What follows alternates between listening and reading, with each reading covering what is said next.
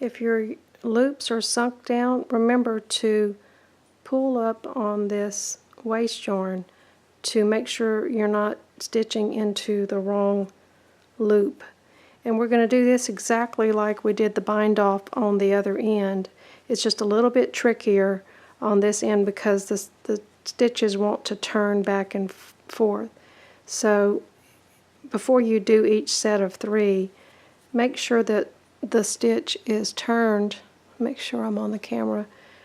Make sure the stitch is turned like it should be. And this one's pretty easy because you can just tug that tail and you can see that that stitch is turned right. And then this one should be turned out. And when you get to the rib stitches, they'll look a little bit different. The pearls and the knits look a little different. So what we'll do is the same thing we did on the other end. We're going to go in number 1. This is 1, 2, and 3. I'm going to go in number 1.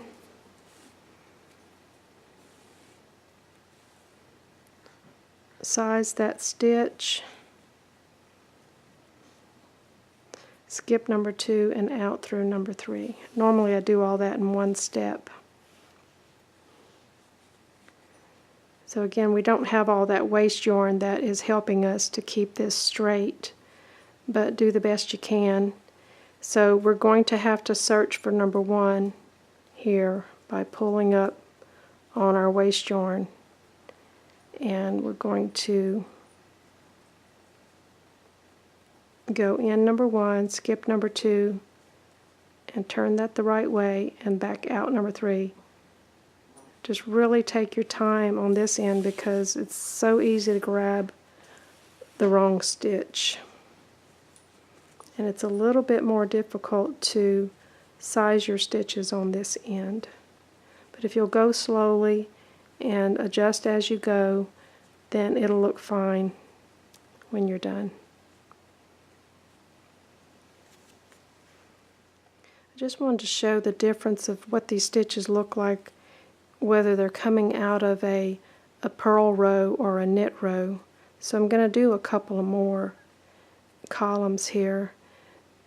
Follow your waste yarn in like we normally do, and this is a knit column, so you'll just pick up your number 1 stitch right here, skip number 2, and then you'll simply just come out towards you just like we did on the other side on that 3rd stitch, or your number 3.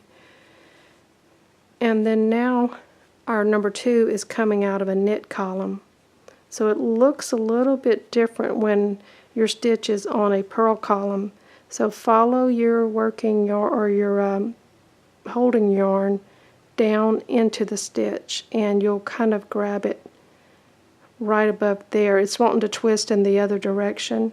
So just pay attention to the way that stitch is laying so that you won't twist it.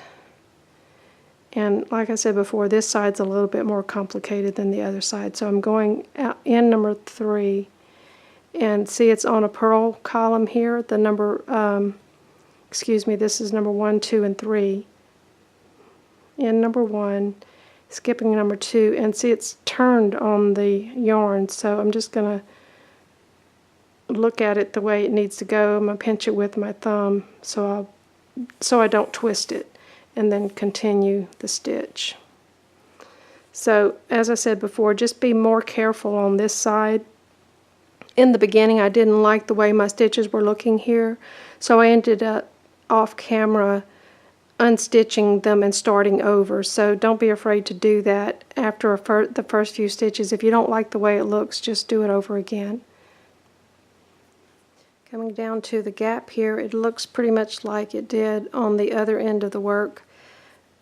Here's my number 2 because my tail is coming out of here.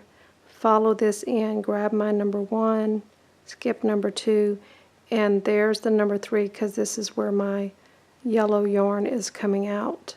So I'm going to go ahead and grab number 3 and join that gap, or close the gap, and then take another stitch to finish that off. I've removed the yellow waste yarn from the end, and I steamed this. It's still a little bit damp, but you can see the nice finished edge that you get when you do it off of the knitting machine. And also the ribbing looks pretty good too. And the bind off was a little bit more difficult on that end, but I still like the results.